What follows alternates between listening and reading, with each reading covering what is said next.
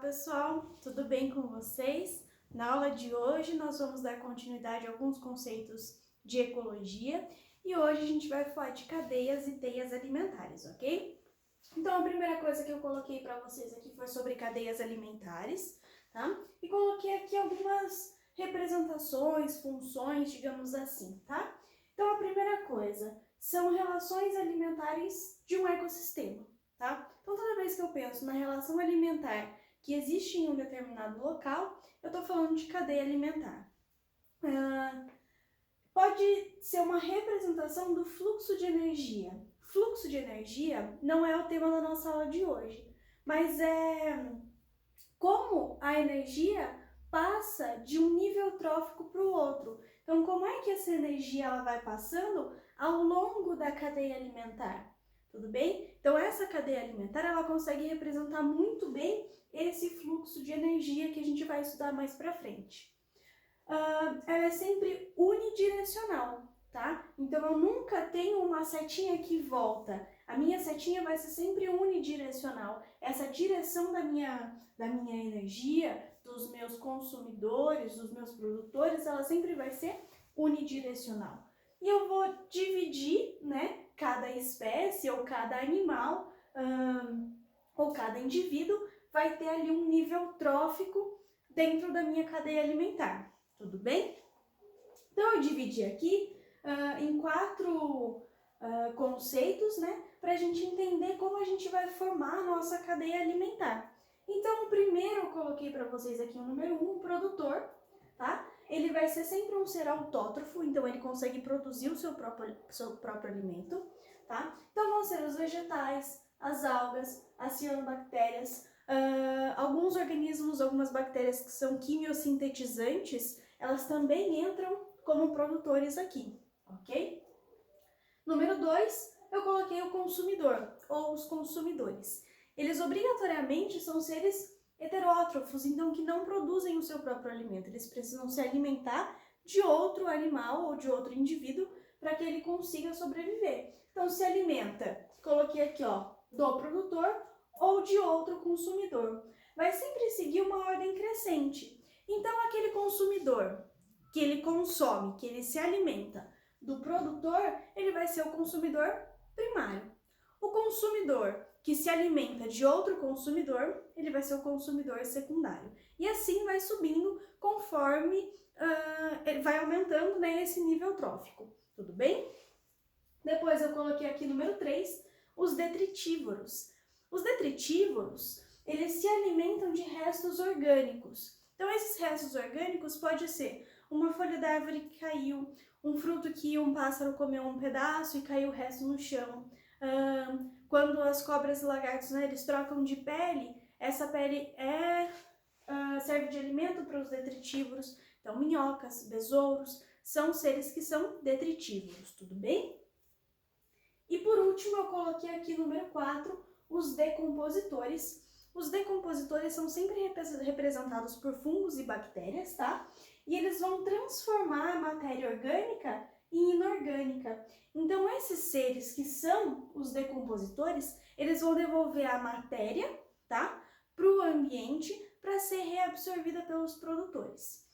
Então, eu coloquei aqui algumas bolinhas aqui embaixo, né, para a gente tentar organizar de forma bem simples, né, uma cadeia alimentar para vocês entenderem depois, na hora que eu trocar a lousa, bem bonitinho o esquema. Então, aqui, na primeira bolinha, né, eu sempre vou ter um produtor, porque ele consegue produzir o seu próprio alimento a partir da luz, da água, do gás carbônico, tá? E os seres quimiosintetizantes. Então, aqui eu sempre vou ter um produtor. Esse produtor, ele vai ocupar o que a gente chama de nível trófico, então NT1, tá? Então, nível trófico 1 é onde é o local, né, a posição que esse produtor ocupa, tá? Aqui, a gente vai colocar, então, o consumidor primário, porque é ele que vai se alimentar do produtor. Vou chamar bastante a atenção de vocês aqui, ó. A seta sempre vai apontar para o que come, tá? Então, o consumidor primário é quem come o produtor. É o gafanhoto que come a planta, tudo bem? Então a seta sempre vai apontar para aquele que come, ok? O consumidor primário, ele ocupa o nível trófico 2, tá? Porque o nível trófico 1 sempre vai ser representado pelo produtor. Então fiquem espertos, porque isso aqui é uma pegadinha, ó. O consumidor primário, ele ocupa o nível trófico 2, tudo bem? Então aqui eu coloquei mais bolinhas. Consumidor secundário, consumidor terciário, tudo bem? Então é sempre apontando para aquele que come, beleza? O consumidor secundário vai representar o nível trófico 3 e o consumidor terciário o nível trófico 4, tá? Então, ó, sempre reparar nisso, né?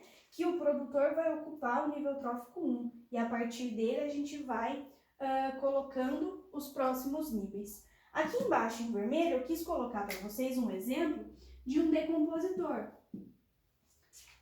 O decompositor tem que lembrar, e isso é muito importante, que ele não representa nenhum nível trófico. Ele não tem, a gente não denomina ele nenhum nível trófico. Por quê?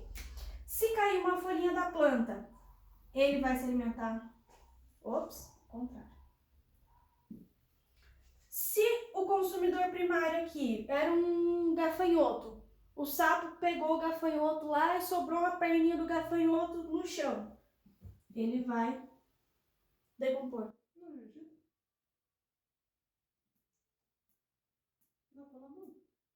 É porque se alimenta, né? Olha. O sapo, a cobra ou o gavião pegou o sapo e ficou um pedaço do sapo lá. Ou simplesmente o sapo morreu e ficou lá e ninguém comeu. O decompositor vai fazer a sua vez, né? A mesma coisa para todos, né? Os níveis tróficos, para todos os consumidores, para todos os produtores, os decompositores têm essa função. Então é importante lembrar e saber disso, que a gente não coloca, né, nenhum decompositor em nenhum nível trófico, ok? Eu vou trocar a lousa, vou colocar uma cadeia alimentar aqui bonitinha para a gente falar mais um pouquinho sobre isso. Lousa pronta, vamos falar mais um pouquinho sobre cadeias alimentares. Então eu coloquei aqui para vocês um desenho, né, um pouquinho mais exemplificado, para vocês entenderem como é que funciona todo esse movimento, tá? Então, como eu disse, a gente vai ter os níveis tróficos, né? Os decompositores que não ocupam nenhum nível trófico, porque eles se alimentam de todos os níveis, né? E eles vão funcionar como uma reciclagem da matéria. Então, quando eu falei para vocês que é unidirecional, né? Uma cadeia alimentar é unidirecional, é por esse motivo, ó. Então, aqui eu tenho a luz, né? As plantas, as algas, as cianobactérias, organismos que são fotossintetizantes, né? Eles vão utilizar da luz solar, da água, do gás carbônico para produzir o seu próprio alimento. Então, eles são autótrofos. Eles vão ocupar sempre o primeiro nível trófico. Então, o nível trófico 1 sempre vai ser dos produtores, tá? Então, eu vou colocar a direção, ó. A luz vai ser absorvida pelas plantas, que vai produzir aqui o seu alimento, a sua energia, tá? Que vai ser passada ao longo dessa cadeia. O consumidor primário, que é aquele que vai se alimentar do produtor, né? Então aqui eu coloquei um gafanhoto, um grilinho aí, né? Ele é o consumidor primário, ele vai ocupar o nível trófico 2. Esse nível trófico aqui, o nível trófico 2, dos consumidores primários, ele vai ser sempre representado pelos herbívoros, tá? Porque são aqueles animais que se alimentam, então, das plantas, tudo bem? Então, a energia que antes era da luz solar, né? Uma energia que foi transformada pelas plantas para produzir o seu próprio alimento. Agora ela vai ser utilizada pelos herbívoros, né? Para que eles possam crescer, para que eles possam reproduzir, para que eles possam produzir as suas próprias energias, as suas próprias proteínas, tá? Então vai ser utilizado aqui por todo o metabolismo desse organismo aqui. Aí eu coloquei aqui um sapo, tá? ser o consumidor secundário, porque ele vai se alimentar de um outro consumidor e ele vai ocupar o nível trófico 3, tudo bem? Esse nível aqui, ele vai costumar, né, ser representado por seres que são carnívoros, tá? Por quê? Os carnívoros não é porque simplesmente comem carne, é porque se alimentam de outros animais, tá? Então aqui eu tenho um sapo que vai se alimentar desse gafanhoto. Então a energia que foi consumida por esse gafanhoto que veio da planta, que veio do sol, agora vai ser utilizada pelo sapo, tá? Para ele fazer todas as suas necessidades, para ele crescer, para ele reproduzir, ok? E por último eu coloquei aqui o consumidor terciário, que ocupa o nível trófico 4, que é uma cobrinha, uma serpente. Então ela vai se alimentar do sapo. Então aqui, né, a gente consegue ver toda essa direção e que é sempre unidirecional. A energia que é utilizada, né, que é absorvida pelos indivíduos, ela segue apenas uma direção. Agora, eu coloquei aqui, ó, reciclagem, né, reciclam. Então, a matéria, então é diferente, energia de matéria, tá? A matéria orgânica, a matéria inorgânica, são coisas diferentes. A matéria, ela pode ser reciclada, ela pode ter um ciclo. Então, vamos pensar aqui comigo. A plantinha lá foi comida pelo gafanhoto, o gafanhoto foi comido pelo sapo, o sapo foi comido pela cobra, a cobra morreu e ela vai ser comida, vai ser decomposta pelos fungos e bactérias. O que vai acontecer? Os fungos e bactérias vão pegar toda a matéria orgânica, tá? Então, toda a matéria que tinha ali naquele ser, naquela cobrinha, e vai transformar ela em nutrientes. Então, vai pegar toda essa matéria e vai transformar em nutrientes, em moléculas que possam ser absorvidas pelos produtores. Então, eu tenho uma reciclagem, eu tenho um ciclo de matéria aqui. E esse ciclo de matéria e fluxo de energia, a gente vai tratar em outras aulas, a gente vai falar bem detalhado sobre eles, mas é bom já ter esse entendimento, porque faz parte, por exemplo, de uma cadeia alimentar. Então, essa matéria, ela vai ser reciclada ao longo de uma cadeia, de forma que os decompositores levem de volta os nutrientes para serem absorvidos pelos produtores. Tudo bem? Então, isso, né, é uma cadeia alimentar. O fluxo de energia, né, vai seguir um padrão unidirecional, tudo bem? E a minha matéria vai ter sempre um ciclo dentro da minha cadeia, tá? Eu falei que a gente ia falar de dois temas, cadeias alimentares e teias alimentares. Então, eu vou trocar a nossa lousa para a gente falar do último tema e encerrar nossa aula. Lousa pronta, vamos para a última parte da nossa aula. Então, eu coloquei aqui para vocês um pouquinho sobre teias alimentares, tá? Qual é a diferença entre cadeia alimentar e teia alimentar? Quando a gente fala de teia alimentar, eu coloquei aqui, ó, uma representação mais realista das relações alimentares. Como a cadeia alimentar, ela é sempre unidirecional, né? E a gente vai manter sempre aquela sequência, né? A gente não consegue ver como isso aconteceria de uma forma mais ampla, como numa teia alimentar igual tá aqui, tá? Então, aqui eu coloquei um exemplo simples, tá? De uma teia alimentar. E eu quero fazer com vocês alguns passos, né? Para vocês entenderem que dentro de uma teia alimentar eu tenho várias cadeias alimentares que acontecem aqui. Então, por exemplo, eu vou fazer de verde a primeira sequência. Eu tenho aqui a grama, né? Aí, ó, gafanhoto, sapo, gavião. Isso é uma cadeia alimentar. Aí vamos fazer de outra cor agora aqui. Leguminosa, pulgão, joaninha, pássaro. Isso é outra cadeia alimentar. Vamos ver se a gente acha mais alguma aqui. Ó, grama, lagarta, pássaro, gavião. Isso é outra cadeia alimentar, porque aqui ela vai em uma única direção. Tudo bem? Vamos ver se tem mais alguma aqui pra gente fazer. Dá pra gente seguir por aqui, ó. Leguminosa, pulgão, joaninha, sapo, gavião. Tá vendo? Então é sempre assim. Então a gente consegue, né, achar várias cadeias alimentares dentro de uma teia alimentar. E a gente vai pensar em um ecossistema qualquer, né, ali, eu posso ter isso aqui acontecendo, né, de várias formas, em vários momentos, durante o dia, durante a noite, tá? Então isso aqui sempre vai acontecer. Questões, né, seja de vestibular, ou seja de uma prova, alguma avaliação que vocês precisem fazer, quando a gente trata de teias alimentares, eles gostam, por exemplo, de retirar algum indivíduo.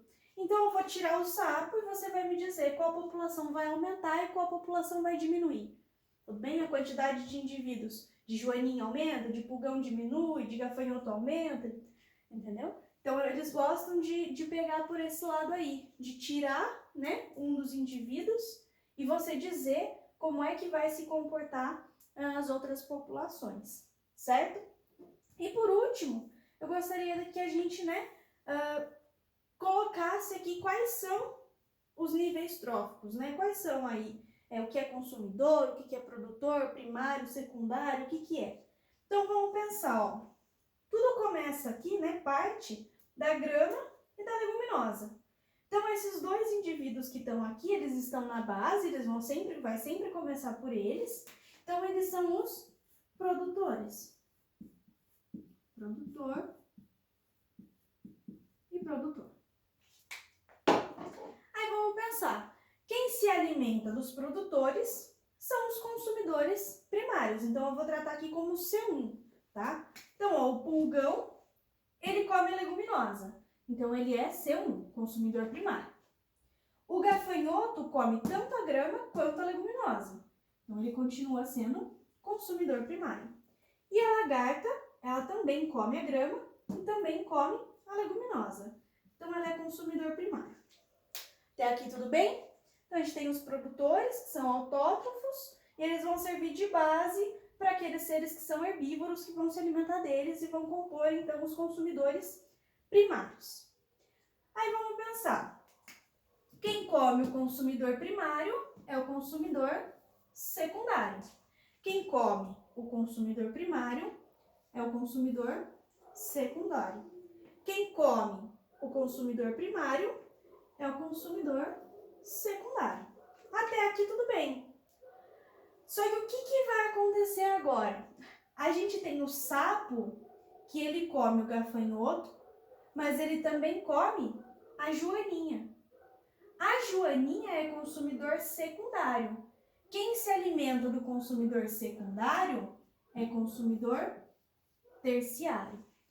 Então, aqui começa a dar um nó na nossa cabeça. Porque quando eu falo de uma teia alimentar, né, eu posso ocupar vários níveis tróficos diferentes, ok? Então, vamos continuar pensando aqui, né, ó.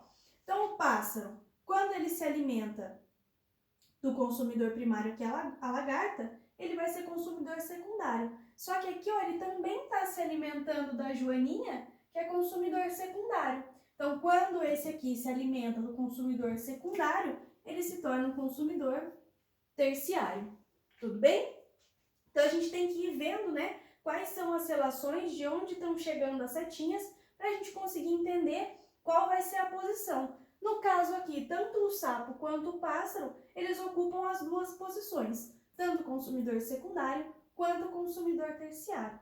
E fica faltando o gavião, então, para a gente concluir. O gavião aqui, ele se alimenta tanto do sapo quanto do pássaro. Então, vamos pensar, por essa via aqui, né? Quando ele vai se alimentar do sapo como consumidor secundário, ele vai ser o consumidor terciário. E quando ele se alimentar do sapo por uma outra via, onde o sapo é o consumidor terciário, ele vai se tornar o consumidor quaternário, tá? Então, a gente tem que ver quais são essas relações, né? Para a gente entender quais são os níveis tróficos que cada indivíduo ocupa dentro de uma teia alimentar. Então, as teias alimentares, elas são um pouco mais complexas por conta dos indivíduos poderem ocupar mais de um nível trófico, né? Então, a gente tem que prestar bastante atenção nessas características, quais são as vias que acontecem ali para a gente conseguir caracterizar cada indivíduo, tá bom? Então, essa foi a nossa aula dessa semana. Eu espero vocês na semana que vem. Tchau, tchau!